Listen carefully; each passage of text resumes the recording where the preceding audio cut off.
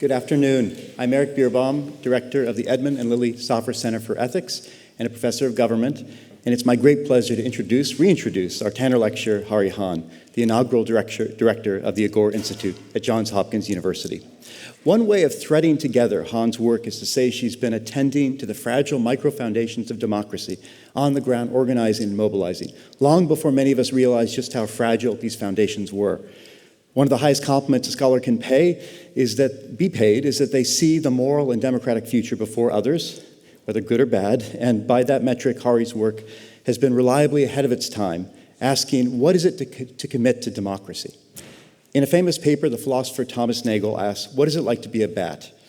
Han's work on democracy takes seriously the parallel question for citizens at the grassroots level who are more mysterious than furry flying creatures without the usual senses. How they experience empowerment and all too often disempowerment, and as she said yesterday in her lecture, from objects to subjects of democratic decision-making. Han's method is to run not from, but towards the outliers, which she worries that our models can neglect, and Han urged us to look into the dark matter yesterday, without, I would add, passing around solar eclipse glasses. When we left off last time, Han ended with a cliffhanger, born out of a syllogism, and that's somewhat rare. Usually syllogisms are more anticlimactic. Premise one, democracy badly needs commitment types, which citizens aren't, maybe presumptively leaning that side. Premise two, that commitment turns on our sense of agency. Premise three, cultivating agency is, as she argued, a supply side problem. And so she moves to 4 and 5 as conclusion. So let's focus on how that supply of participated opportunities is designed, and to add, how can this supply be built to scale and attend to the, quote, brew of cognitive and emotional resources available among citizens, which brings us to today, where we'll learn how we can build out the conditions necessary for the kind of transformation that Han alluded to yesterday, with a particular focus on people, places people have organized to, quote, build something new.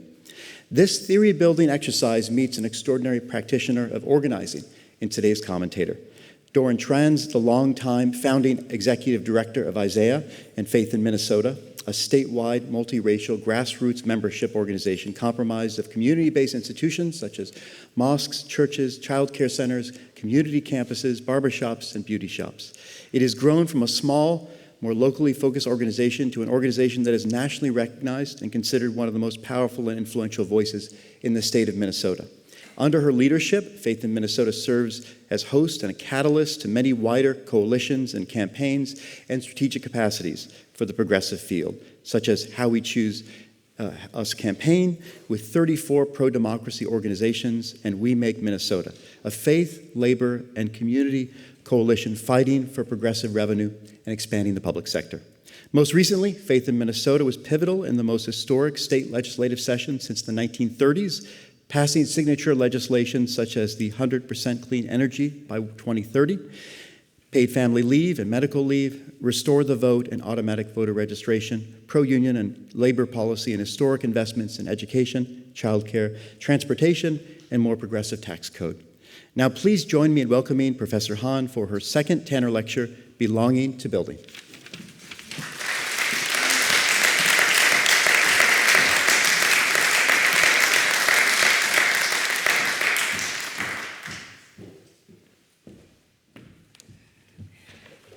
Good afternoon.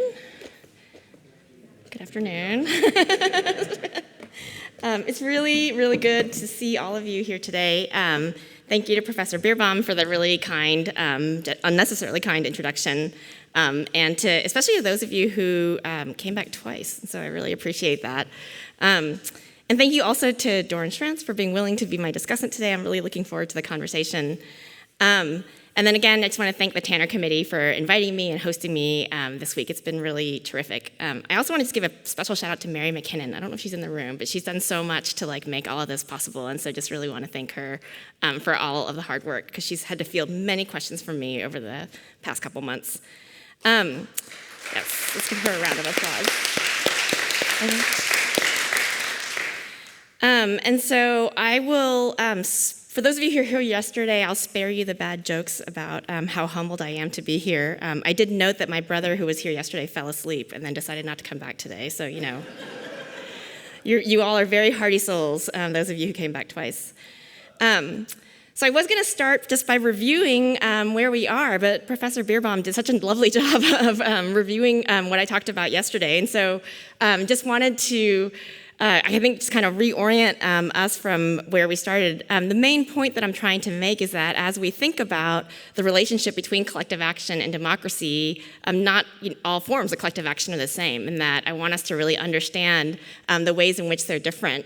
And so part of what I talked about yesterday is the idea that the supply of participatory opportunities that people have differentially shape people's agency, which is really important as we think about the ways in which people become committed or not to democracy. And so yesterday I focused on the ways in which people are often not offered the opportunity to exercise risk and agency, risk and to develop their agency, but then also to act within durable organizations where they experience what it's like to become bound to a group of people so that they learn the kind of habits of deliberation and compromise and negotiation and all the things that go into making democratic life possible. And so what I wanted to do today is kind of extend that discussion to really think about other aspects of the question of how the supply of participatory opportunities should be designed and distributed. And so I want to further questions about design that I started yesterday to examine two things today, which is really the way in which we structure opportunities for action and then how we create communities of belonging and why that matters. And so I'm going to start with those, and then I'm also going to consider questions of distribution, which really asks, like, if we believe that the supply of opportunities that people have matters, then what do we know about how available those opportunities are to people across America? And so in thinking about these questions of design and distribution, I want to take up two questions that I ended with yesterday, which is first, can we actually scale the kinds of opportunities that I was talking about? And then second, how do we think about the paradox of becoming? Meaning the fact that by enabling people to become agents, they may or may not exercise their agency for liberal ends. And so how do we design and structure the opportunities that people have to cultivate the kind of democratic orientations and commitments that we want?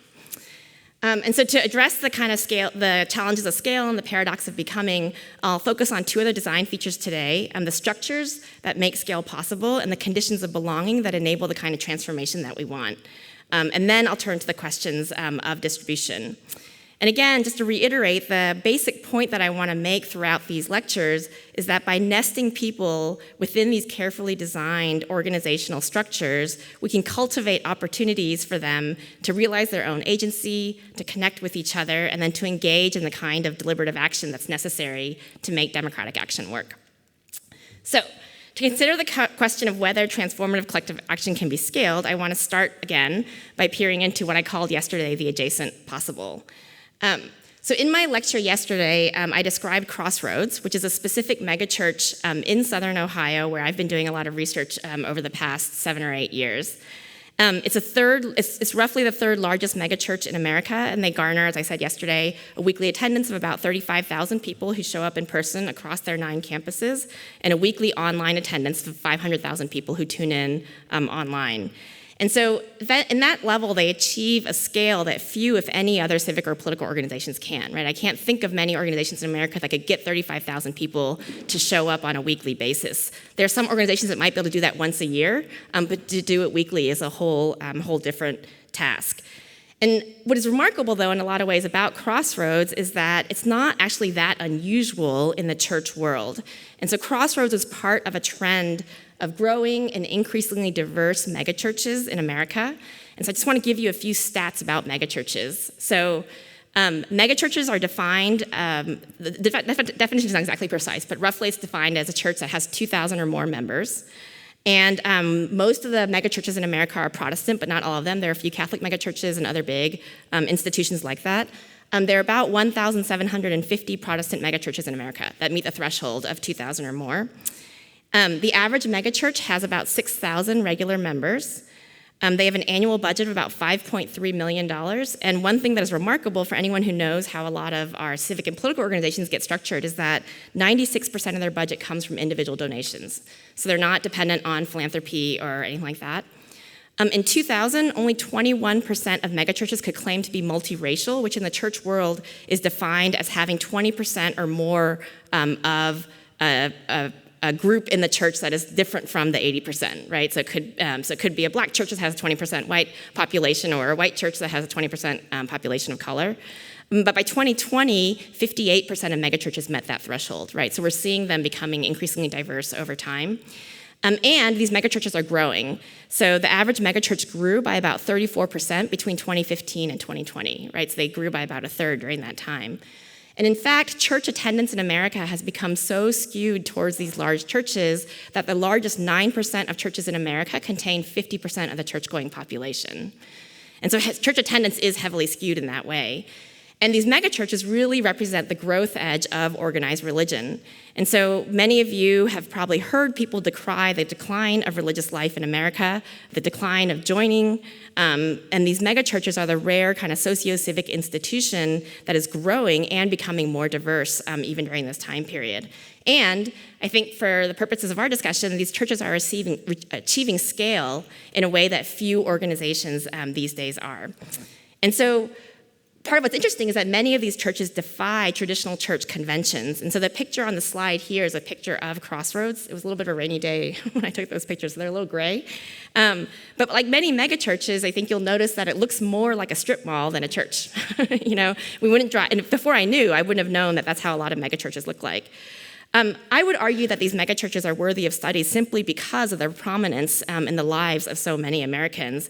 But at the same time, I also recognize that there are widely varying opinions about the theological value of these churches. And so many theological leaders are hardly enamored of this trend towards these large churches. I remember that an Episcopal bishop that I talked to once told me that clergy often call these megachurches McChurch. So just as McDonald's commodifies hamburgers and reduces quality in order to make hamburgers at scale, church commodifies theology in order to make it palatable for the masses. And so Crossroads, which is the church that I studied here, turns Easter, which, as many of you probably know, is one of the most sacred Christian holidays of the year, into a party. So one year they shot confetti from the stage and they wheeled out a giant tiered cake that had communion wafers nested into the icing. And they would, celebrate, and have this big party. It's like, Jesus is alive, it's a party, And so they made Easter kind of like a big celebration like that. And the church often, in many ways, kind of intentionally lacks the solemnity that most religious celebrations have. And so part of what I want to talk about today, though, is to focus on the features that they have that I think uncover the kind of adjacent possibilities relative to the practice of democracy, but while still acknowledging that there are definitely ways in which they have other features that hinder their work, in achieving the kind of liberalism that we might think about. Like any other social institution, these churches are complicated, they're confounding, and they're deeply imperfect, as many other institutions are. But I'm focusing on particular aspects of the mechanics because they provide a look, I think, at the design characteristics we can focus on that answer some of these questions about scale and belonging that we're talking about. So to get started, popular accounts, I think, often lump different kinds of evangelical megachurches together, but there are actually pretty clear distinctions between different traditions within the evangelical community. So the ones that get in the news most often are more likely to be the ones that are really focused on developing political power in the United States. Many of the churches, for example, that were the earliest supporters of Trump actually came out of a tradition called the prosperity gospel. Joel Osteen here is a megachurch pastor in Houston, which is my hometown, who comes out of this prosperity gospel tradition. And that's actually a very controversial tradition within evangelicalism itself. It's a tradition that churches like Crossroads actually explicitly rejected. But these varied strands are reflective of the fact that contemporary white evangelicalism in America, they emerged originally from sectarian battles within Protestant denominations in the early 20th century, when the faith traditions of all kinds were kind of grappling with the scientific scientific revolution, and the rise of science as an authoritative source of knowledge in social life. And so the National Association of Evangelicals wasn't formed until 1943, and that was an effort to bring together a set of conservative theologians, people who maintain these kind of conservative theological interpretations, unite them against forces of modernism within each of their denominations, because they felt that that kind of unity would help strengthen their position. And so there was a sense of embattlement in a way that birthed modern evangelicalism, but that in some ways I think made it fertile ground for parts of the faith to be responsive to subsequent efforts to convert that sense of threat into a more militant orthodoxy that really sought its own political power. And I think that's what often gets into our news most often. But there's many other strands of evangelicalism, one that was focused a lot more on the missionary goal of churches. And so while those that are focused on political power might have focused on the idea that doing God's work meant achieving the sort of political power of God in society, missionaries were much more focused on generating converts, essentially. And so as evangelicalism was growing in the United States in the 20th century, many of these churches were focusing their attention globally. And so their interpretation of the best way to do the work of God was to focus on converting souls. And this tradition has taken many different names and forms throughout history, but one way to understand it is to trace what's called the seeker-sensitive tradition, or the seeker-sensitive movement in evangelicalism. The term seeker-sensitive refers to the idea of building churches that are sensitive to the need of what's called the seeker, the person who is curious about God, but in seeking understanding, but is not yet committed. And so I want to focus on this tradition today because many of the leaders in this tradition have thought really carefully about how you take people through a process of formation, how you build communities, and then how you create structures that scale all of this work. And so the seeker-sensitive movement has deep roots in a much broader Protestant missionary tradition that had long been pursuing converts all over the world. For most of the 19th and into the 20th century, many Protestant churches doing missionary work adopted what was called a mission statement approach, which they would go and they would establish these small Western enclaves in Africa, Asia, and elsewhere where they were working, and essentially create an outpost of European Christian culture and faith. And so missionaries would then recruit indigenous people from the communities in which they were working to come into the mission statement, often enticing them with things like healthcare, education, and other services. And the underlying impulse at the time was clearly colonial, right? In the sense that these missions assumed that acceptance of Christian theology also was intertwined with acceptance of white Western culture. Converts often became isolated from their own communities, and they were indoctrinated into a way of life that was very foreign to their friends and families. And so that kind of tradition has been challenged by a lot of people who no longer want to pursue the kind of colonial approach. But the mission station approach in the 20th century, it really had gone unquestioned in many parts of Protestantism for a long time. But in 1955, there was a man named Don McGavran who was a multi-generational missionary, and he wrote a book called The Bridges of God that challenged the iconic mission stations. And he was someone who had gone and gotten a PhD in education in Columbia, and he essentially brought a data-based approach to understanding missions. And so he gathered all this data from missions around the world, and he was trying to ask, why are some so much better at gaining adherence than others? And so he looked at the data, and what he argued was that after looking at the longitudinal data, it turns out that the traditional mission station approach was the wrong way to go to promote evangelicalism. And the reason why it was wrong is that they were essentially isolating potential converts from their communities and not integrating into the communities that they sought to convert. And so what they were doing is they were missing the opportunity to draw on the pre-existing social networks that existed in these communities. And so he called those networks homogeneous units, and he essentially showed that missions that adapted to the local cultures of the communities in which they were working could grow by essentially scaffolding these homogeneous units together. And that could result in exponential growth. Sorry, I'm just trying to turn the page. And so essentially what his work did is it shifted the focus of missionary work from individuals to structures, right? So instead of trying to pick people off one by one, people began to think about the opportunity to sort of identify networks because picking people off one by one was really arduous, right, and very slow. And so, where many previous kind of studies of missionary work tried to influence and offer insight onto how you best kind of bring people over, he was focused less on that question of persuasion and much more focused on the structure of the social networks in which people were embedded and the growth that could emerge by considering people as part of these collective units. And so that terminology that McGavran used around homogenous units is not really used anymore, but the idea has arguably become the building block of a lot of the megachurches that we see. And so nowadays, they're simply called small groups. And so in a 2005 article in The New Yorker that some of you may have read, Rick Warren, who's a famous pastor of the Saddleback Church in California, he did a lot of work with small groups, and so Malcolm Gladwell wrote an article about it. And he popularized them as the kind of idea, the basic building block of Saddleback success, because the groups essentially created venues within these giant congregations for people to get to know each other and pursue a common agenda. And so what they were doing is they were creating communities within communities. And survey data that Saddleback had kind of showed that those who belonged to small groups were more likely to give to the church, both in terms of time and money. And so it's pretty rare that you have one social technology that can help an organization achieve both its moral and its financial objectives, but here you are. So two scholars of evangelicalism in America, Warren Bird and Scott Thuma, they found that the percentage of megachurches in America that have engaged their congregations in this kind of small group activity essentially grew from 50% in 2000 to 90% in 2020, right? So now almost all megachurches use this small group approach. And in 2020, in an average megachurch, you had about 45% of megachurch members who were involved in some kind of small group.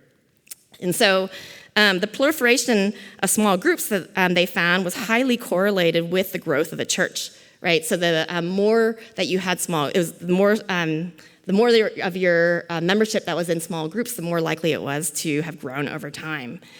And so the small group indeed was correlated with growth in these churches. And to kind of give an example of what these look like, many megachurches, thus, they kind of make a wide array of offerings in small groups available to their members. And so frequently you'll have groups that are organized by gender, race, age, marital status, geography, activity, and so on. And they often have a structured and self-facilitated curriculum, right? So some of them operate as self-governing kind of units. Sometimes there's, for example, these are some examples from Crossroads. They have a group called the Alpha Group. That's a group dedicated to exploring Christian faith. They meet for about 8 or 9 weeks, and each week is designed to look at a different aspect of faith and create conversation among the members of the small group. There's another group called Real Marriage. That's a 9-week group for couples to develop better conflict resolution and communication skills within the marriage. Other groups simply are gathering points for people who are going through tough experiences. So there's a group called Parents of Estranged Children, which is an ongoing group that meets on Tuesdays for fireside chats where parents who have estranged children can listen and pray and support each other as they try to sort of think about rebuilding their relationship with their children. There's a group called Dinks West Side. That's an ongoing weekly group for couples in their 20s and 30s who are looking for new relationships. And so for those of you who don't remember, Dinks is a term for double income, no kids, right? And so these are couples who are trying to live on the west side and trying to meet new friends. And so essentially, when you have thousands of these small groups that are laddered together, they kind of operate like a set of nested Russian dolls. Some scholars might think about them in terms of federated structures, because at the center you have deep relationships that people form with each other as a result of these small group experiences. The small groups are nested within the larger community of the megachurch and the thousands of other people who are participating in these small group experiences. And so people through these small groups can simultaneously draw the benefits of deep, intimate connection that comes from a small group, but also the sense of feeling like they're connected to something larger than themselves, because of the large community that they're a part. But they're also different from what I think as scholars we would call federated structures because there's not a strict hierarchy amongst them. Instead, it's more like a honeycomb, right, where people can belong to no small group, they can belong to one small group, they can belong to multiple small groups, and they have these kind of overlapping and constantly shifting relationships because not all of them persist forever, right? You have an 8-week curriculum or a 9-week curriculum or something like that. And so the churches, essentially what they do is they create what we might think of as an Ostromian kind of polycentric community within the church. And so there's a constant dynamism to these small groups that help obviate the calcification sometimes that can come through structure. And like a true honeycomb, it's the responsibility of the people who are a part of that to maintain the honeycomb itself. And so the importance of these small groups and this kind of structural approach to thinking about growth prompts Dave Ferguson, who is an evangelical pastor who leads one of the largest church growth networks in the United States. He asked this question that I think is really profound, where he essentially says, when he's working with clergy, what is the smallest reproducible unit in your church, and how are you investing in that? And so he asks every pastor who is seeking to grow their church to actively be part of a small group so they can constantly be alive to the nuances of sustaining such a community within a community. And notably, Ferguson is not asking clergy about individuals or about persuasion, but instead about the collective unit that they're cultivating. And then essentially church growth emerges, he would argue, by connecting these kind of microstructures together. So that brings me then to the second design feature that I want to focus on today, which is how do we then design these honeycomb structures to enable the kind of democratic action that we were talking about yesterday. And so I want to argue that it depends a lot on creating dynamic communities of belonging that bring people together across difference. And that's crucial, right? Because you have to engage with people who are different from you.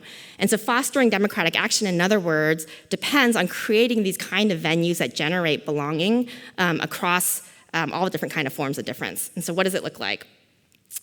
So one of the central lessons that I learned from my research with Crossroads was the motto that belonging comes before belief. And the commitment to belonging infused the entire culture of relationality that existed throughout the church. So despite their enormous size, megachurches like Crossroads that I've studied have a really strong orientation towards relationality as a core part of the human experience. And so often it begins with their faith commitments. In many ways, the primary goal of everything Crossroads did was try to support people in developing a personal relationship with Jesus. And such a personal relationship, or the notion of the idea of that being a real relationship, is so central to certain evangelical traditions that some traditions, not necessarily Crossroads, but others, encourage people to put out a cup of coffee for God in the morning, right? To physically model the relationship that they're constructing with God and to aid in people's ability to enter into the kind of authentic relationship they wanted people to construct. But Crossroads extended that commitment to locate belonging as being the kind of foundation of all the work that they were doing. So like many of their mottos, the idea that belonging comes before belief was pithy but provocative in other ways. As a church, Crossroads is clearly in the business of belief change, right? They are trying to influence you to change your idea about God, but they believed that people had to feel connected and secure before they would begin to consider changing any of their beliefs. And so Crossroads was really clear that none of their goals of bringing people towards God, none of that could happen unless people felt a community of belonging first. And so they had this commitment to radical hospitality that welcomed people of any kind into their community, even those who didn't believe in God. And so they were very open about the fact that even though they were a Christian community, atheists and non-believers of all kinds were welcome. If you were to attend a Crossroads service, or most megachurches that I've been to service, and you walk into the lobby, the first thing you'll see is a giant sign that says, "Welcome new members." And if you go to the new member booth, they greet you with enthusiasm. They might offer you a t-shirt and free coffee and like all sorts of things, and then they connect you immediately to other people who they think that you might enjoy in the community. So you don't have people kind of standing around feeling awkward. Just like Harvard. That's a joke. Okay. So indeed, there is data, though, to back up the claim that belonging comes before belief. So one of my favorite studies in this regard comes from a sociologist named Ziad Munson, who was studying people at the very front lines of the pro-life movement. This is from a 2009 book that he wrote. These are people that attended marches and rallies. They protested outside clinics and organized groups in their local communities. And in studying the kind of trajectories of these activists' involvement, Munson found, shockingly, that almost half of them were either pro-choice, or indifferent to issues of reproductive rights when they first took action with the pro-life movement, right? So almost, to put that in other terms, almost half of the leaders who are now on the very front lines of the pro-life movement got active with the cause, in other words, before they actually believed in the cause itself. Instead, they participated because a friend asked them, because they had some newfound free time. Maybe they were someone who just retired, or maybe they were looking for a new community. Maybe they had just switched churches or moved to a new place or something like that. Essentially, there was some kind of episodic biographical reason that created a different kind of openness in people. And then that openness caused them to find this new activity, which then made them welcome. So the biographic availability, it might have opened the door to initial action, but what happened after they first began to get involved? And so Munson doesn't detail that answer in his research, but one imagines that these people might have experienced the same kind of belonging that Crossroads aspired to. So one does not imagine, for example, that when these pro-choice people first showed up at a meeting, that they were immediately shunned or excoriated for their views. Instead, they were welcomed into a community that made them feel socially connected enough that they wanted to stay, such that over time, their beliefs began to evolve. And so in other words, there was a random set of biographical reasons that opened people to involvement, but once they were there, they found the things that we all crave: friends, fellowship, responsibility, and a sense that what they were doing actually matters. And so many of the political organizations that exist nowadays, however, seem to operate implicitly or explicitly on the basis that the opposite is true, that belief comes before belonging. Right? Consider environmental organizations. When they're reaching out for new recruits, who do they reach out to? They reach out to people who support the environmental cause. I remember feeling chagrined once at going to a Sierra Club meeting when I arrived in a gas-guzzling SUV with a hamburger for lunch, and I felt that people were looking askance at me when they arrived in their bicycles and their vegan meals tucked into their backpacks. And so in many such organizations, belonging is built on shared identities or shared belief. The assumption is that people belong to each other when they agree with each other. But stories like Crossroads, in fact, teach us the opposite, that the way in which belonging can come before belief. And so while beliefs tend to segment people into categories, belonging seeks to transcend those categories. And creating authentic communities of belonging require people to recognize the fullness of each other in ways that go beyond the stereotypes that we often use to define each other. And so as a result, these communities of belonging can often hold tension in ways that enable difference. And so let me give you an example. One of the pastors who I've gotten to know over the years, Chuck Mingo, he is on the left wearing the baseball cap and the sunglasses, has always had two small groups that have sustained him throughout his work. And so for many years, Chuck was the highest ranking black pastor at Crossroads, and he's someone who had grown up in the black church in Philadelphia and then moved to Ohio for a job. He needed these small groups to help him sustain and navigate the complexity of being a black man leading a white evangelical church in 21st century America. And so one small group was an addiction group that he participated in for over a decade. This was the original group that he joined when he was first entering into recovery, and it continued to be a daily source of support for him. But the second group is the one that's pictured here. This group is one that had been meeting regularly for about 5 or 6 years that people called the Dude Group. And the Dude Group was an intentionally multiracial group that brought about 10 guys who wanted to, quote, do life together. None of them remember exactly when the group was founded, but they mostly guess it was somewhere around 2015 or 2016. And the members of the Dude Group, they interact with each other mainly on a daily basis. Their families know each other. When Chuck's father died, they were the pallbearers in his dad's funeral. When the group first started, they mostly met in Chuck's living room. And so they became so familiar to Chuck's family that instead of knocking on the door, they would just walk in. And if Chuck's wife, Maria, had any leftovers from dinner, then she would just offer the Dude Group the food that she had. And so Chuck and Maria and their families now spend Christmas together with other families in the Dude Group. They consider each other's children like nephews and nieces. And so by 2020, the Dude Group was meeting every Tuesday evening without fail. And like many small groups in evangelical churches, they often had kind of a self-help flavor to the gatherings that they organized. So they would talk about everything from personal finances, their marriages, their jobs, in addition to their faith. Often the group meetings would begin with some casual chatter, and Chuck used to facilitate their meetings, but over time they developed a shared leadership model in which they would take turns facilitating the meeting over time. And so at some point, the appointed facilitator would cut into the chatter and officially open the meeting with prayer. Then they would pursue a self-defined agenda. So they would figure out what it was that they wanted to do. So sometimes they brought in invited speakers, like a former Navy SEAL who spoke about leadership during tough times, a local sports radio announcer. At one point, they decided to embark on a year-long journey to read the Bible together. Sometimes they had a few new people who joined the group, so they decided to spend each week focusing on one person's stories so that everyone in the group would have a common foundation from which they could get to know each other. And so like many small groups in Undivided, these small groups were places where they could hold tension. So as Chuck said, one of the greatest gifts that we can give another human is our attention, to let them share our story and be present in their pain, and not to minimize or fix it, but just to be present with each other. And that's what the men in the Do group did. Sometimes as the pandemic and the summer of racial reckoning kind of wore on, some of them felt really fed up with Crossroads and what they felt was some inaction and part of Crossroads, but they never stopped going to Do group. And so even as they stopped attending Sunday services at the larger church, they still attended Do group each Thursday, and they would say, Do group is my church. And so in a world driven by an attention economy that often emphasizes breadth over depth, and one-dimensional instead of multidimensional interactions, simplicity over complexity, the small groups would break the mold. They created spaces where people could hold multiple truths at once. And so issues of race, inevitably, because it was an intentionally multiracial group, inevitably challenged the Do group because they each brought just such different experiences into the group. So there's one member who's Puerto Rican who once pushed back on people who he felt were trying to focus on racial tension in a way that focused only on black-white issues and left his experience as a Latino out. There was a white participant who once called others out for what he called reverse racism. And so they decided as a group to address all of these complexities, but to do so with a tool that they called the learning circle. And so one of the participants described it to me as saying that, okay, you start by saying, I feel an emotion. Step one, let me see where that's coming from. Why am I feeling that way?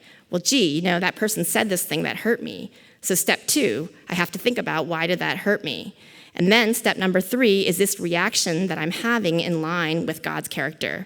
And so the Do group sought and tried this kind of solution as a self-guided solution to their problems. So Cameron, who's one of the black men in the group, he described a conversation he once had with one of the other white men in one of his small groups in the summer of 2016. And so that was a summer when Colin Kaepernick, as you might remember, who was a black quarterback for the San Francisco 49ers, had caused a stir by refusing to stand during the national anthem during a preseason game. And the white man, who was politically conservative, opposed Kaepernick's actions, whereas Cameron, who had always been very political, found this person's views very hurtful. So they decided to have a conversation with each other. And the two men, when they were having that conversation, they had first connected because they were both big Bible readers. And so even though they often disagreed, even about how they interpreted the Bible that they were reading, they built the relationship and created a social context that enabled them to confront those disagreements. So they discussed everything from Colin Kaepernick to racialized policing practices to Trump's MAGA slogan. And they didn't come to resolution necessarily about who was right and who was wrong, but they continued talking over a long period of time. And so when I pushed them to ask why it was they leaned into these kinds of conversations that so many other people in America seem to be walking away from, Cameron said, honestly, I feel like it's because we built our relationship prior to all of this. I still have that shared humanity with him. The conversations irritate me. They definitely irritate me. But even so, I would never say, let's not talk anymore, because we had a relationship before a lot of these things happened. And so the groups essentially operated then as these kind of self-organized, self-governing entities in which participants modeled a small d democracy in their everyday interactions with each other. And so together, members of the Do group, they set the agenda for what they wanted to do. They navigated disagreement and tension with each other and with the church. And they provided not only interpersonal, but also strategic support for each other. And so through thousands of interactions like the Do group, the Crossroads community was somehow able to hold people together with opposing views on some of the most contentious issues in America. The past 8 years have definitely tested the ability of the church to do so, but despite the twists and turns in the journey, they held on to this idea constantly that belonging comes before belief. And so small groups essentially created these honeycombs of intimacy and connection and loyalty in these churches. And they were the place where congregants pushed each other to become the kind of people they wanted to be, but often were scared to become. And so people needed each other to hold themselves accountable to the commitments they made, to ask hard questions, to be willing to introduce tension and conflict into a relationship, and to push one another to act on the commitments with courage. Small groups taught people through concrete experience how to act together. And these interlaced relationships essentially ensure that no one in the megachurch felt like a stranger or felt like a stereotyped bumper sticker.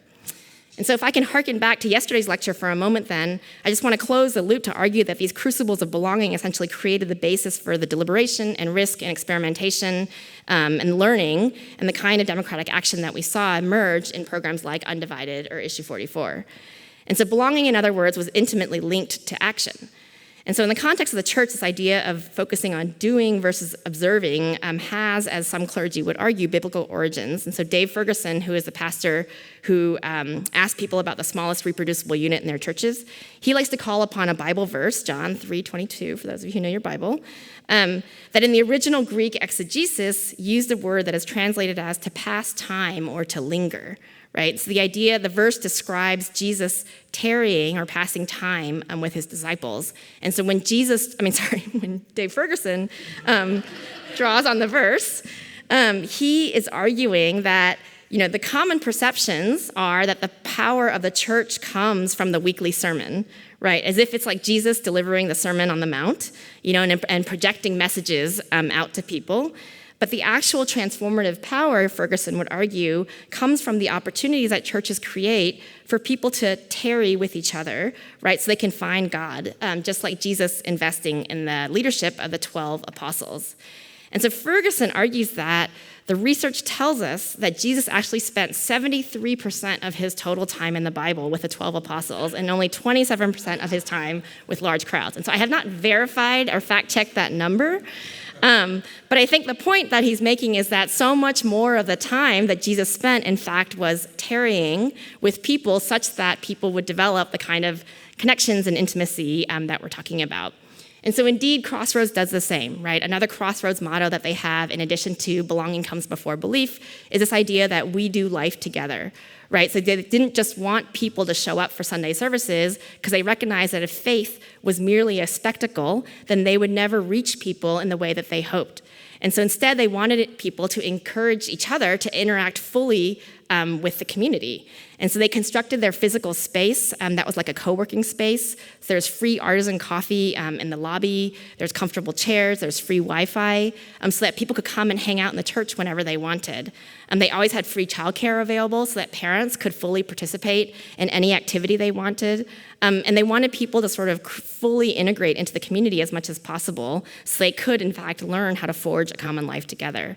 And so the small groups were essentially the part of the culture the church created to push people to act and learn and relearn in the ways that we were discussing yesterday.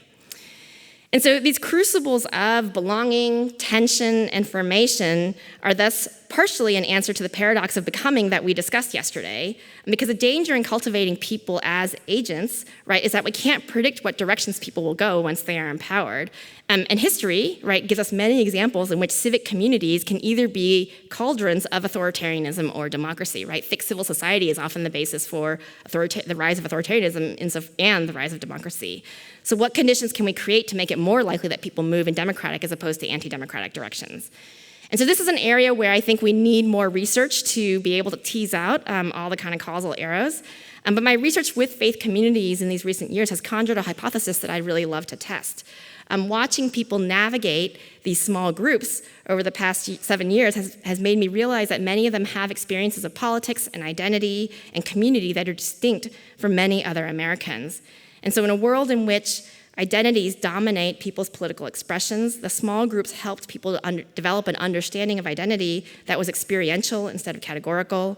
They forced participants to work together with each other and to get to know each other as whole human beings, beings that inevitably defied categorization.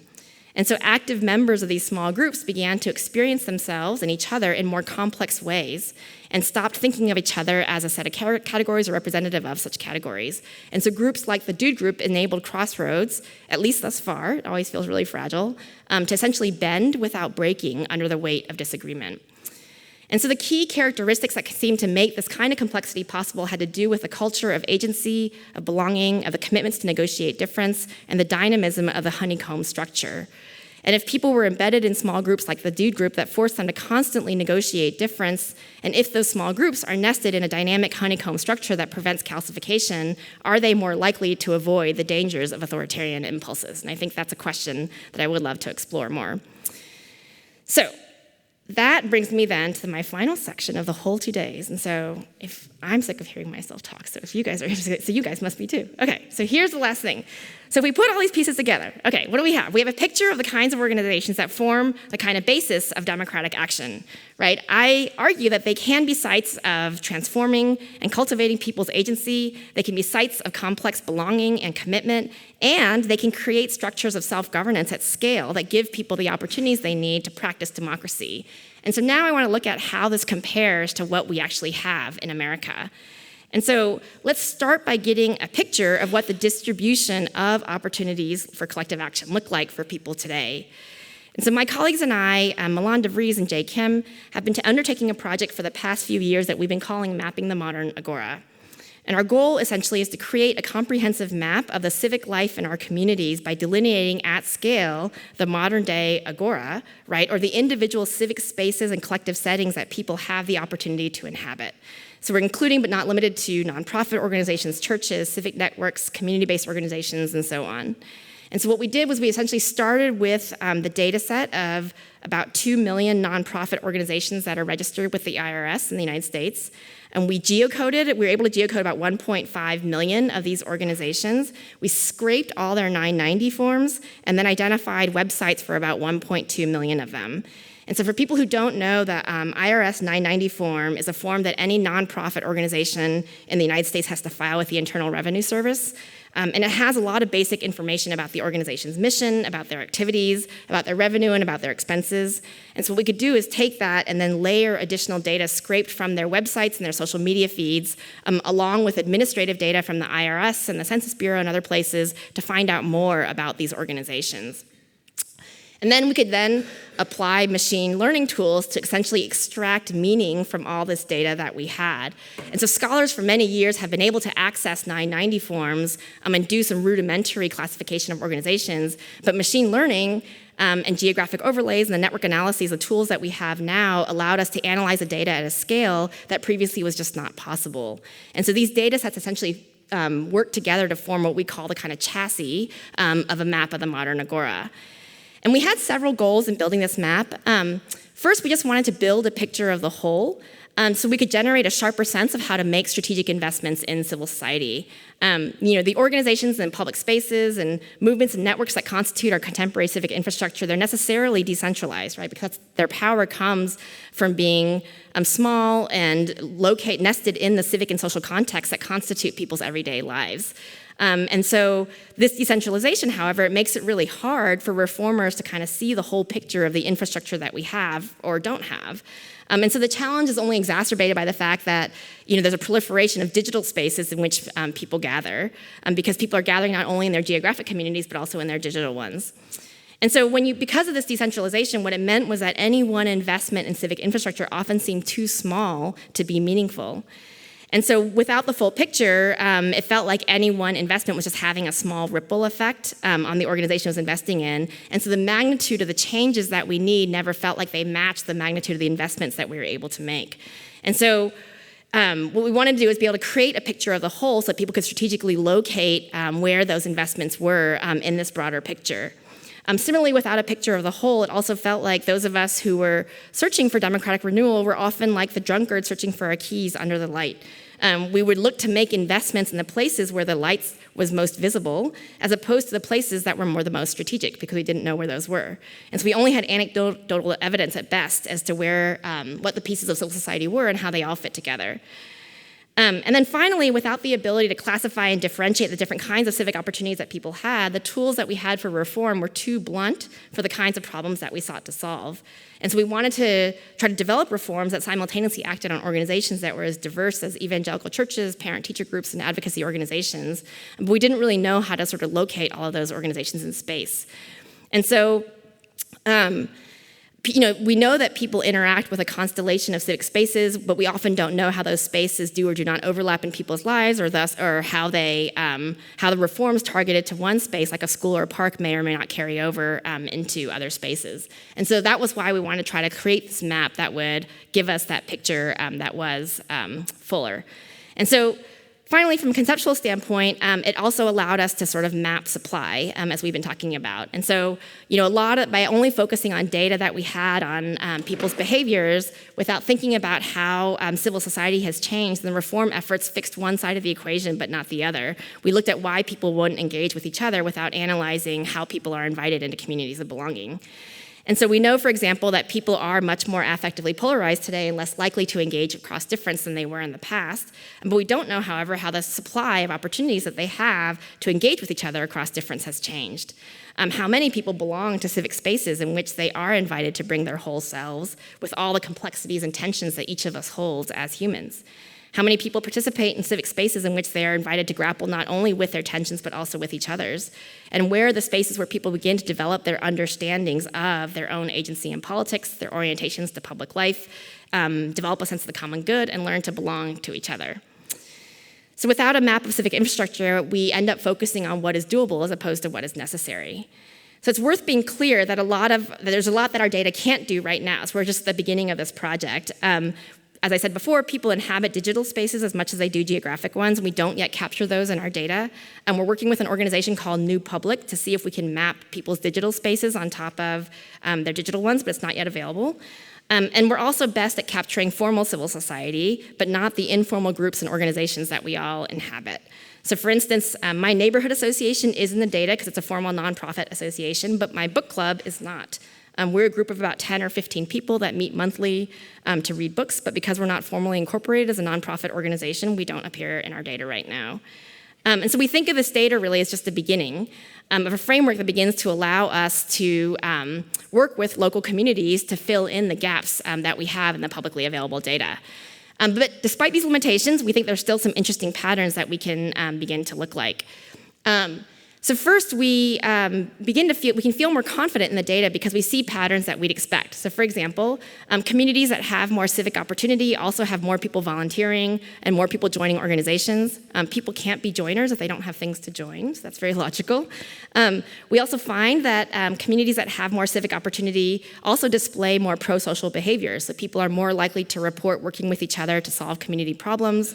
We see increases in mutual aid during the pandemic. A 10 percentage point increase in civic opportunity increases the propensity of volunteering by about 3 percentage points.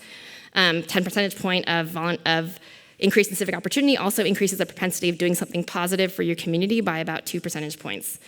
Interestingly, we also find that while there is only a very modest relationship between civic opportunity and the rate at which people report talking to friends and family in general, which is a left-hand side graph, we see that there's a much sharper relationship between civic opportunity and the rate at which people are talking to friends and family about, quote, political, social, or local issues, which is the right-hand side graph here.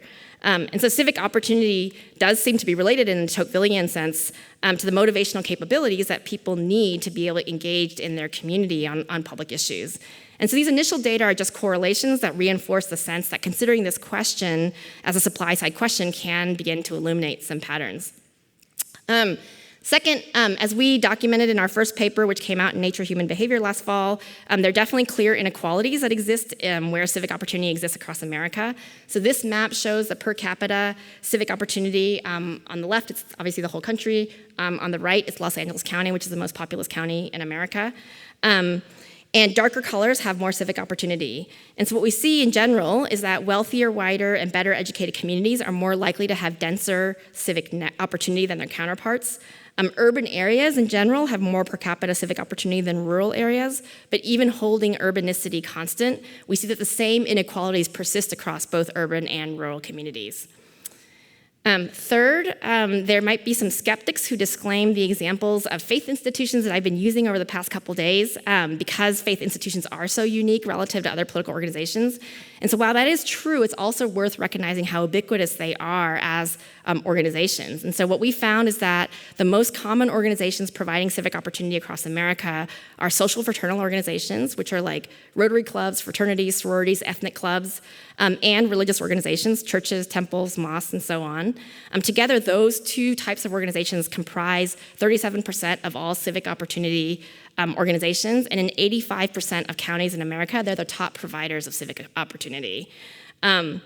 The third most likely provider of civic opportunity are hobby and recreational organizations. These are like bridge players of Baltimore, fly fishermen of Western Massachusetts. Yet these are not the kinds of organizations that are most likely to get attention in the modern era. And so the other trend that we see is that this is in this graph, which shows the distribution of the types of organizations that were founded before 1960 and those that were founded after 2010. Before 1960, the organizations that were most likely to emerge were social fraternal organizations, unions, and religious organizations. After 2010, issue-based organizations such as those working on housing, economic issues, healthcare, or specific political issues were the ones most likely to emerge. Likewise, if we look at the data, those are the organizations that are most likely to have a presence in Washington, D.C., and the ones that are most likely to be covered in the news media. So in other words, what we have is a pattern where in the past, a proportion of social fraternal organizations and religious organizations that were founded were proportional to the level of civic opportunity that they were providing. Nowadays, we see the kinds of organizations that are being formed in the 21st century are much less likely to be providers of civic opportunity. And so the ones that are providing civic opportunity in the 21st century are much more likely to be organized around a specific issue or topic, necessitating that people have an affinity for that issue or topic before they engage. And so these are the kind of organizations that are more likely to put belief before belonging, as opposed to faith communities that put belonging before belief, or those that are organized around social recreational activity. Okay, fifth. Our data does not yet enable us to detect informally organized honeycomb structures in the ways that I described them, but we can examine whether or not organizations have a federated structure, because that is reported in the data. And so we're able to use natural language processing tools to develop a classification of organizations based on what their mission was and what kind of activities they undertook. And if we examine the data, then we see pretty much across the board of all different types of organizations, the percentage of federated organizations has been declining over time. And so there's lots of things that we could talk about. There's lots of economic and socio-political transformations in the latter decades of the 20th century that incentivize more organizations towards an increasingly flat structure, which is what we see. Theda Skocpol, Marshall Gans, Ziad Munson, they study the historic trajectory of voluntary organizations in the United States.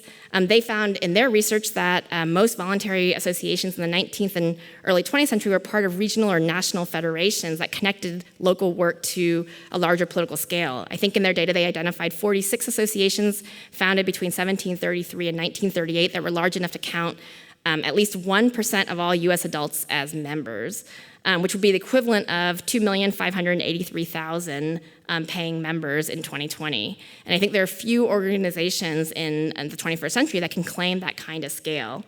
And so nowadays, we're much more likely to have smaller organizations instead of singular large federated organizations. The smaller organizations are more likely to have flat structures that don't have the cellular or federated structures that we discussed.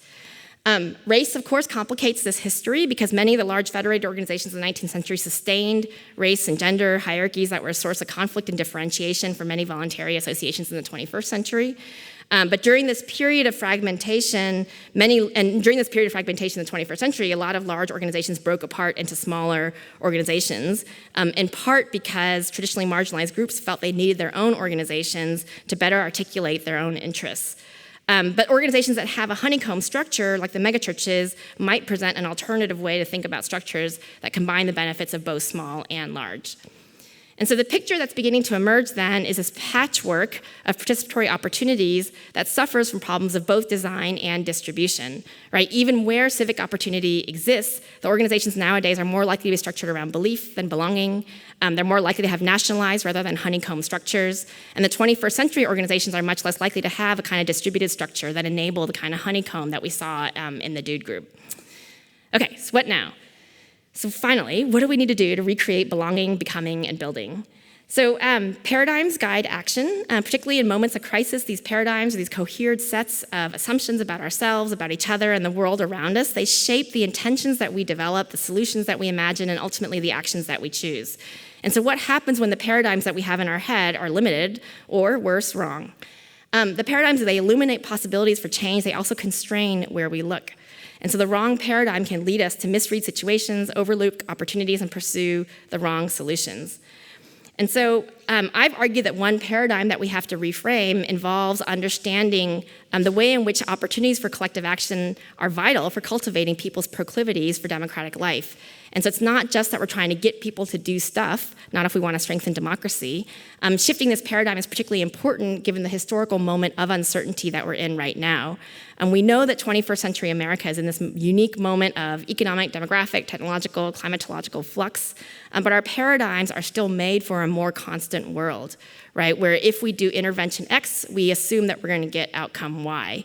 And so too many of the civic opportunities that we provide are trying to get people to do a thing, right, which is different from getting people to become the kind of people who do what needs to be done. And so designers of these interventions, they define an outcome they want to achieve and then work backwards to figure out what they can do to try to get people to contribute towards that outcome. And so in many cases, people do those things, but then democracy is still founders. And so then people have to confront the next question, which is, what should we do? And so people, I have argued, they're not necessarily born with the capacities and commitments they need to be able to answer that question. And so cultivating them instead is a supply side problem. And so we have to consider the design of the opportunities for collective action that people have and the way they're distributed across the population. And we need paradigms that assume that people are subjects designing their own futures, that they can provide guidance in an uncertain world and develop capabilities that prepare us for a future that we can't necessarily predict. Particularly in a pluralistic society, I've argued that doing so depends on equipping people and communities of all kinds to become architects of their own future. And we have to move people to becoming the kind of people who do what needs to be done. But to become such agents in the world, people need places to learn the relational, strategic, and structural capabilities that they need. And too few of the organizations that we have are supplying those opportunities. And so to open a conversation about revitalizing the ability of our democratic system to cultivate such opportunities, I've tried to explore what I call the adjacent possible, the places where people are in fact learning the capabilities for action that they need and working with each other to solve the problems that they face. And these places, I would argue, don't emerge by accident, right? Instead, they're the result of intentional choices that people make about culture, about investment, and about action. And so in the churches that I described, what we see as leaders designing spaces for collective action thought carefully about how to design the work they needed to cultivate people's agency, how to develop cultures of belonging, and what structures they needed to develop organizations that were simultaneously durable and flexible. And so right now, we still have a lot of work that we need to do to strengthen the distribution of these kind of collective settings. Right now, they're too far, too few, and too thin, and too under-resourced to have the impact that we have, that we hope. But I'm not arguing that fixing these problems are going to be a panacea or replacement for so many of the other reform efforts that are happening, but I'm trying to highlight them because I think they're often overlooked as a place to invest in the social processes that cultivate democracy. And so let me conclude with one final story. Some of you in this room know Troy Jackson, who is a white man, a former evangelical pastor, and a member of the Undivided Planning Team. He formerly is the executive director of an organization called AMOS, which is a faith-based community organizing group in Cincinnati. Troy was at the fulcrum of the relationship between Undivided and Issue 44, which I described yesterday.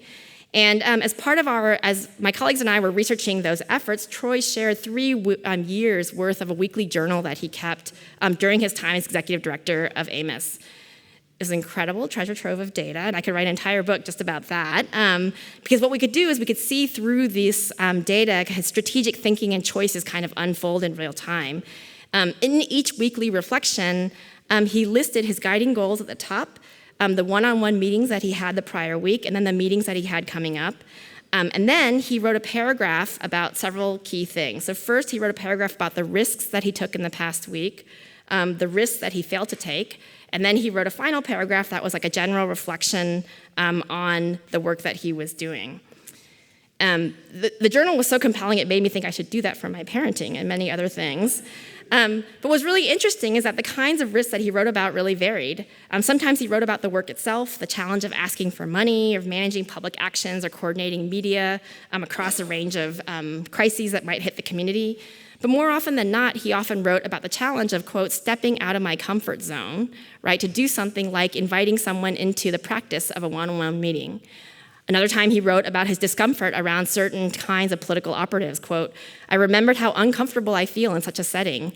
I had to push through and have a few conversations, but I never felt comfortable in my own skin at such an event. I need to work on taking more risks in conversation to have more confidence in settings like this.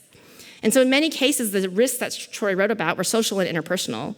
He was very conscious of the risks that were involved, not only for himself, but at every level of his work. So he had to take risks in learning to lead other people, but people in the community that he was working with also had to risk their time and energy in a campaign that may or may not work out. And anyone who was involved had to risk asking other people in their community to get involved. But it was this process of risk, of action, reflection, and repeated action that was essentially the process through which the Amos constituency that Troy was building and the undivided communities that he also played a big part in cultivating would become something new. And so in November of 2016, he wrote what I thought was a very bittersweet reflection after the 2016 election. At the time, Issue 44, which is the campaign for universal preschool that he had poured his heart into, had won, but Trump was elected, revealing deep divisions in the country. And in Cincinnati in particular, the city was struggling with the acquittal of a white police officer who had shot and killed an unarmed black man in the city. Troy's reflections on these events and his own involvement is then perhaps a good way for me to conclude. So I'm just going to read a passage from Troy's journal. So Troy writes, "The pace, intensity, and pressure of the past 3 months was intense. The past 3 weeks insane, and the past 3 days unsustainable. I came to this career after nearly 20 years as a pastor, and I had some strong reactions to some of what I experienced when I first got engaged in the work. When I first entered the organizing world, I felt like the first identity of most people around me was as progressives, and the faith was ancillary. Most people around me had drunk the progressive Kool-Aid, and the entire enterprise felt like an echo chamber that was much more insular and much smaller than it imagined, repeating the same myths to each other again and again. Now that I've been part of this work for a while and have drunk my share of the Kool-Aid around power and self-interest and how change happens, I wonder if I don't need to remind myself of some of my first instincts and my reactions to the work. I care about this work first and foremost because of my deep commitment as a follower of Jesus. I have little hope in progressivism. I have little hope in the nonprofit industrial complex. I have little hope in the insular ecosystem of organizing as it currently exists. If we are going to transform Cincinnati, Ohio, and this nation, we have to go much deeper into our stories, our lives, our pain, our strengths, our hopes, and yes, our faith. The highlight of my last few weeks was not the victory on Issue 44, as satisfying and amazing as it felt. Instead, it was the 200-strong people who participated in the Jericho Walk, protesting the white police officer's acquittal that Elizabeth, who was an undivided volunteer, organized with an amazing team. On one of the early rounds of the march, I saw a Latina mother with 2 young sons waving up at one of the windows of the Justice Center, a reminder of the lives and families and children broken by the system that failed to convict a person who shot another human being in the head. I shed tears during the march and felt like the action reminded me why I organize and why I believe so much in this work. To see people of faith praying and acting and crying out for justice and ready to move into public life for the sake of justice will keep me fueled for the struggle ahead, which is sure to be long and arduous. Thank you.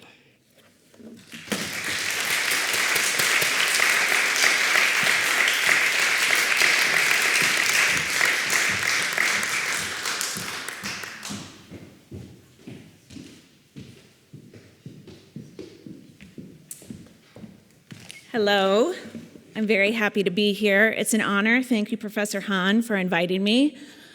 Hi, someone waved, okay. So my name is Doran Schrantz, and for the past 20 years, I have been an architect, organizer, and co-creator of one of the outliers that Professor Hahn has studied. It is called Isaiah and Faith in Minnesota. And for today, there's a couple of questions that I'm going to open up and ask related to the conversation yesterday and the conversation today. The first one is, does belonging create the conditions for agency itself? What else is needed? And secondly, what about scale? Now, before I do that, I want to say a couple things about why Isaiah and Faith in Minnesota is an outlier. I won't go into a lot of details about this, but Isaiah and Faith in Minnesota, there are some indicators that you could see is a very powerful organization, has and wields power in the state of Minnesota. For example, the 2023 legislative session that was mentioned earlier shifted the fulcrum of politics, and many people who are a part of that would name Isaiah and Faith in Minnesota as an essential partner in making that happen. Local media would use phrases like powerhouse or the influential Isaiah and Faith in Minnesota. If we take a position on an issue, it can be news, and it's definitely on Twitter or X. The top-level actors and decision-makers in the state, such as the Walz administration, the Speaker of the Majority Leader of the Senate, and the Speaker of the House, and the Majority Leader of the House of Representatives, would name Isaiah and Faith in Minnesota as an organization that they consult with, that they monitor what our positions are, they ask our opinion before they make a decision about something or go public with it. Now, those things do not make Isaiah and Faith in Minnesota an outlier. That's having power, and that's cool. But there's lots of ways to have power. You can spend a lot of money. You can be an elected official. You can be a brilliant lobbyist. You can be one of the political consultants that Hahrie was describing yesterday. There's lots of ways to have and wield power. I think what makes us different and an outlier has to do with a comment that a state senator said recently in an outburst to one of our lead organizers. She is not a fan of us for reasons that I won't go into.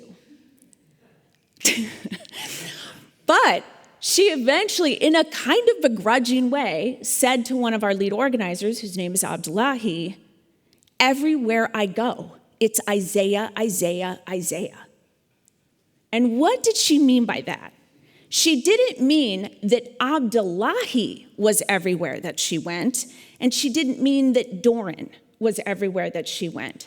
What she meant was, I go to my local precinct caucuses, and there's a bunch of people there who say they're a part of Isaiah. And then I go to my 5 local mosques, and there's a bunch of people there asking about where I stand on Isaiah's positions. And then I do a tour of college campuses, and there's a bunch of young people engaged in teams who want to have a conversation with me and say they're a part of Isaiah. When we have a conversation about housing in rural Minnesota, there's a bunch of people from rural Minnesota who come into that space who say that they're from Isaiah. That's what she means.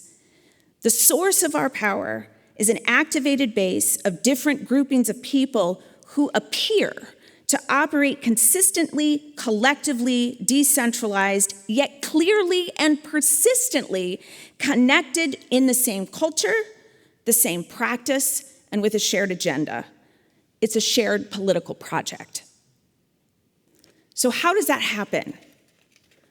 Or another question we might ask, sort of in the story of Crossroads for the past 2 days. How did Undivided, which was small group meetings once a week for 6 weeks, and thousands of people participated in this, that is an achievement. But what happened that 500 of those people became political actors in Proposition 44? If there had been no intervention in the moment that Undivided concluded, would Crossroads have made the difference on Proposition 44? I would contend that the answer is no. What happened was there was an intersection between Undivided, between Crossroads, and another entity in our supply side called Amos, which was a coalition. It was an organization designed for human agency cultivation for people to become political. And I'm using political with a small p here, okay? I had the opportunity, as luck would have it, to be consulting with Troy Jackson, who's the lead organizer of Amos, when he posed this problem to me. We got thousands of people into these small groups at one of the biggest megachurches in the country, and I have to figure out how to get them to cross the bridge into political action in the world. And so we and Chuck and a bunch of other organizers got together and designed 2 weekends of intervention on that question. And they were 3-day retreats that 500 to 700 people who had been in the undivided small groups participated in, but they were focused on a slightly different set of questions than they had focused on in undivided. So the way I would put it is that undivided constructed social capital, it made more willing people, it fostered curiosity, it built trust and respect, and it built relational skills. Amos is an organization that is about connecting people's story, private story, to a public story that connects their sense of themselves to what is happening in the public arena, that awakens in each person a sense of their own drive, motivation, and interest, that teaches people how to learn, teaches people how to learn about themselves and the public arena around them, is a vehicle for risk, then action, and then reflection about what happened when they were in the public arena. It allows people to actually experience public life and learn from it for themselves in connection to their own story, and ultimately invites them to be a strategist and to make decisions for themselves and to answer the question, what should we do? So, I think it's really important that we think more, based on these conversations, how belonging bridges to agency, which bridges to democratic and political action. That's number one. Number two, I want to say something about the scale question, and I'll be short. This is a dominant phrase in political spaces, government spaces, movement spaces, in foundations, and in academia. Yeah, but what about scale? Is it scalable? Can we get it to scale? I strongly believe that this question short circuits our perception and understanding, especially in regards to the questions of agency, politics, and democracy. Scale of what? For what purpose? And on whose behalf? Here is the conundrum, which I do understand. Human beings have to have a human-scaled experience in order to become political and learn what it feels like to enact change in the place that they can. It's a rational decision, can I make change in that place? A human being can deal with 8 to 10 to 12 other people. They have to sit in that encounter with 8 to 10 to 12 other people, like the dude group. But the problem is, our problems are so big, like climate change, right? How does the 8 to 10 to 12 experience, which is necessary to cultivate human agency and democratic commitment, when we also have to solve climate change? Now, what happens most of the time when we face that conundrum is people short circuit and say that's too small. I don't mean to swear at Harvard, but F it, let's do the snack food. It's hubris, it's anxiety, and it's urgency that causes us to short circuit a design that would center human agency. And the honeycomb design that Hahrie is talking about is absolutely a part of that picture. That starts to give us an idea of what the design is that would center human agency, but has the capacity to scale. So with that, I will close, and I want to recognize Professor Hahn's work and the tremendous influence it has had for practitioners like myself and Troy and organizers all across the country, and acknowledge that what makes Professor Hahn different is her authentic curiosity about what is happening in the dark matter. She cares about Troy, she cares about Pastor Chuck, she cares about Muhammad Omar in Bloomington, Minnesota. She's curious about their experience. She doesn't dismiss it as too small, but actually says maybe there's something there that's actually the answer. So I want to thank you for that, Hahrie. Okay, so now we're going to do some question and answer.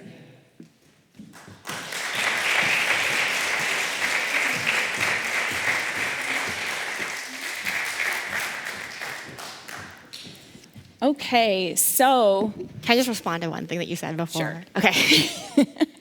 So it's always amazing to hear Doran talk, and you guys just got like a small glimpse of it, but it's always an incredible experience. The one thing I just wanted to kind of follow up on is like that was great, and I think the point that you're making about the experience of Amos after Undivided is absolutely fundamental. And so just to kind of like play that story out. So what happened is that, Undivided was a 6-week program, which obviously, a 6-week program that meets once a week, no matter how powerful it is not alone going to like animate people in all the ways that we talked about. And so at the end of the 6-week program, when they first did it and they realized like, oh gosh, like we have all these people who've been formed, but what do we do with them? And they decided to create what they essentially called a set of on-ramps, right? Which were invitations to people to get involved in activity around anti-racism following the 6-week session. And so they gave people, I think in that first year, there's an option of like 5 or 6 different on-ramps, one of which was to get involved in Issue 44, which was the Universal Preschool Campaign. A lot of people also got involved in a prison ministry program called the 4-7 that they had, where they would go and they actually began to run sessions of Undivided within prisons across Ohio.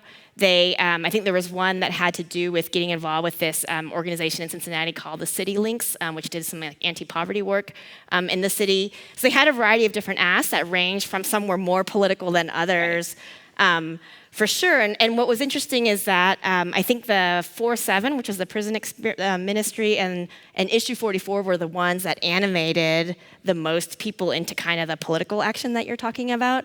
But one of the things that I found really interesting too was that for the experience of most everyone who I talked to, they would get involved in this work, and then at some point they experienced backlash. Mm-hmm. And it could have been from within their families, it could have been from their church community, it could have been from friends, like whoever. And then they had to confront this question of like, how committed am I really when I'm experiencing social backlash? And often they would return back to their undivided small groups. So those relationships were this crucible that kind of worked together with the political work. And so, thank you for kind of highlighting that. But I think that's such a crucial part of the way that the story unfolded for them. So, yeah. Perfect. Okay, sorry. I just want to say that. Are there any questions that someone wants to ask? I've written some questions in case you don't have any, but you should go first. Raise your hand. Oh, there we go. Someone had to stand up. Doran, very nice to see you again. And Hahrie, thanks for that. I guess my question is, I feel in the sort of pro-democracy, save democracy literature coming from academia as well as organizations, 2 words seem absent, labor and faith communities, particularly on the latter. Speaking, I guess, from the perspective of the left, there seems to be this uncomfortableness or avoidance of faith communities in a lot of these sort of what to do to save democracy. I have a couple ideas for why that might be, but I'm really curious what you guys think. And also, Jamie Long, I think he's the House Majority Leader in Minnesota. I talked to him a few weeks ago, and what you said is absolutely right. And all right, really, I'm glad it was confirmed. Yeah. It's really impressive what Isaiah has accomplished, so thank you. Do you want to start? I'm really curious how you answer this question. Why is faith so... Well, it's understandable to me why in a lot of secular or progressive or liberal spaces, there's a suspicion of faith communities. That the meta-narrative about how Christianity has been used to advance essentially a white Christianist nationalist perspective is true. There's also a really profound tradition in the United States, from the civil rights movement to the anti-abolition movement, of a very different, particularly Christian orientation around what it means to operate, not that there's a state religion, but operate from a place of values politically to animate a vision for a multiracial, democratic, pluralist, fair future. But it's hard to navigate. I think a lot of people, it's hard to navigate that. And then secondly, churches, even the kind of like liberal ones that you were talking about on the chart, are far more pluralistic than your average activist space. So you're gonna have people in that church who vote Republican and vote Democrat. You're gonna have people in that church who are like, think it's awesome that the church is like getting involved in the affordable housing fight down the road, and people who think it's the worst thing that's ever happened. There is absolutely, so therefore organizations like Isaiah or Amos absolutely have to operate with the, belief? Belonging before belief orientation in our organizing, and I would argue the same thing is true for labor. You don't get to pick who's in the workplace. You have to organize who's there. So you learn a lot about how to meet people where they are and build a sense of belonging and relationship and aligned interest that isn't about we all agree about X issue. Yeah, I would agree with everything that you said. And then I would just add, so this is going to seem tangential, but I think it's related. So, Nick Lamont is someone who I mentioned yesterday, who's, he's a writer for The New Yorker, and is a former, he's a Harvard grad and former dean of the School of Journalism at Columbia. And he told me the story once that always sat with me, where he was a reporter in Washington, D.C., like in the 90s.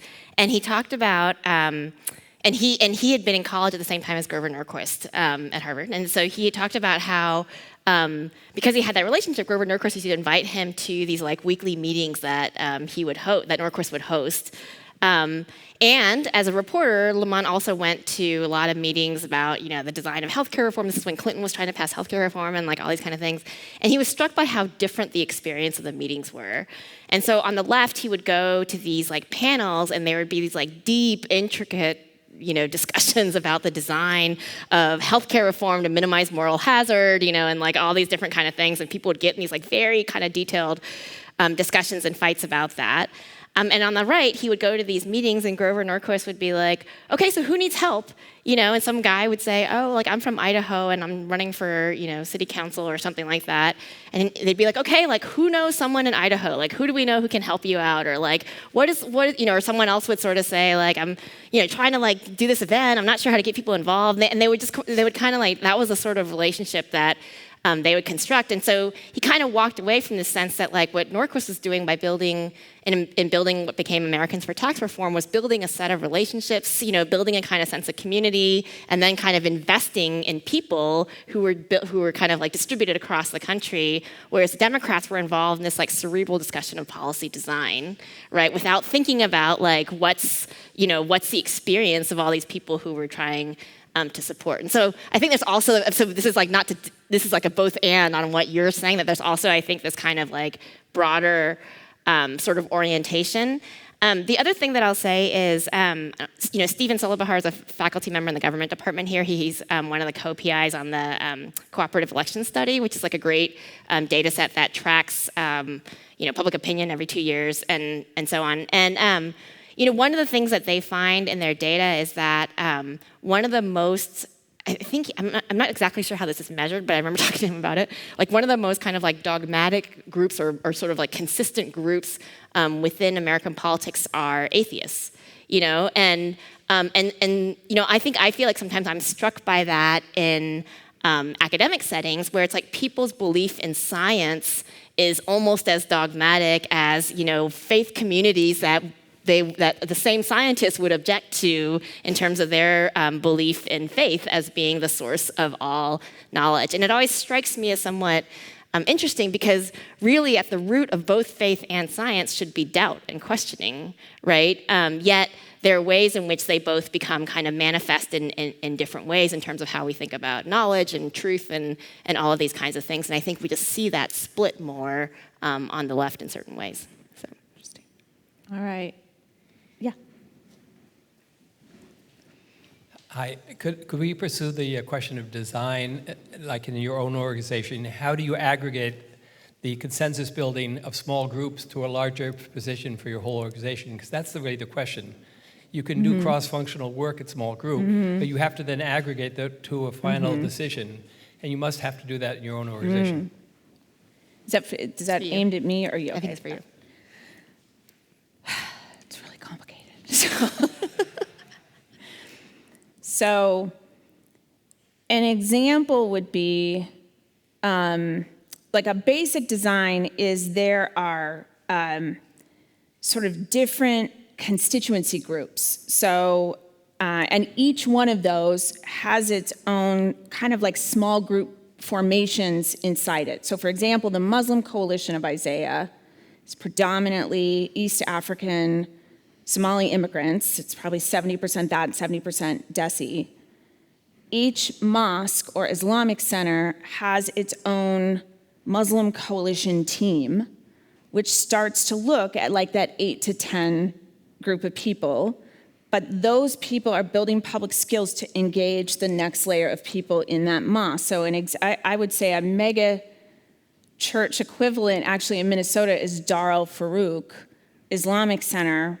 We're close to 15,000 people. It's not 35,000, but 15,000 people are going through that mosque every weekend for duksi, for prayers, and from all over this. So they are constantly figuring out how they're developing more leadership in that mosque. Or the Rural Organizing Project of Isaiah is building township teams in 10 key townships, where the big question is, where there's low supply, can we build a community of belonging, which then is enough that people can then invite others into an on-ramp. So there's 10 township teams.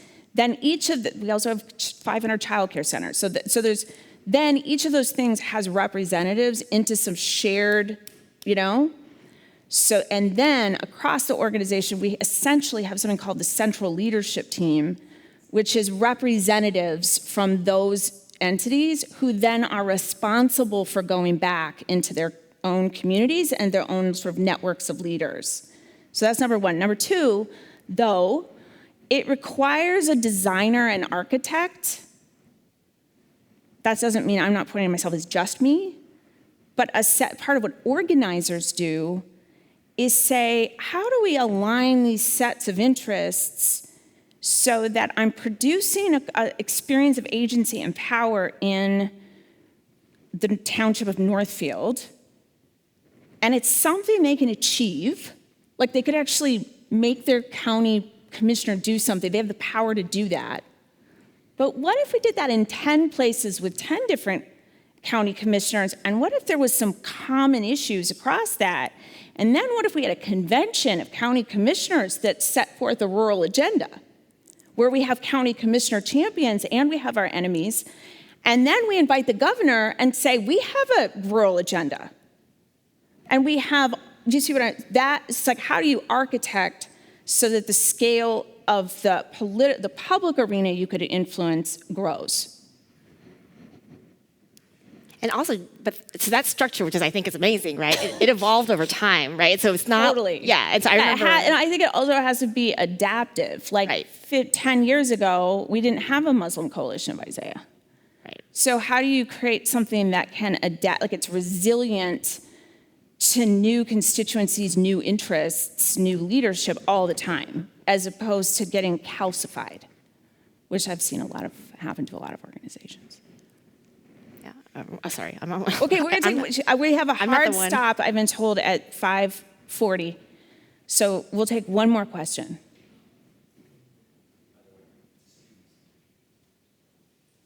There was one here. Do you want to go? Okay, let's just do it. Yeah.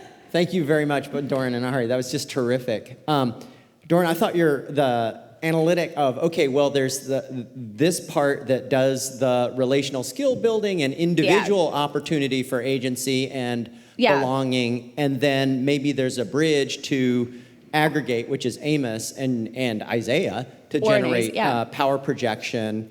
I thought that was super clear and super interesting. And then maybe I could get both of you to speculate, like there's some bridges that just don't tap into the relational skills and social, like suing in the Supreme Court to win Roe versus Wade has nothing to do with the relational capital that's on the ground. Yeah. Neither does a lot of the political consulting. Right. Certainly a lot of relational organizing is all about that.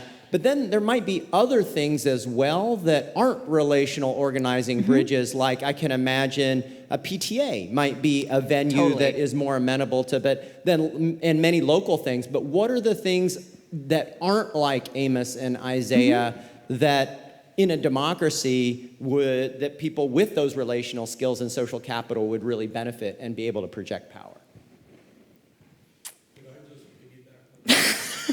Marshall always is going to squeeze in a second question. Okay, there's approximately 3 minutes to solve this problem. Okay.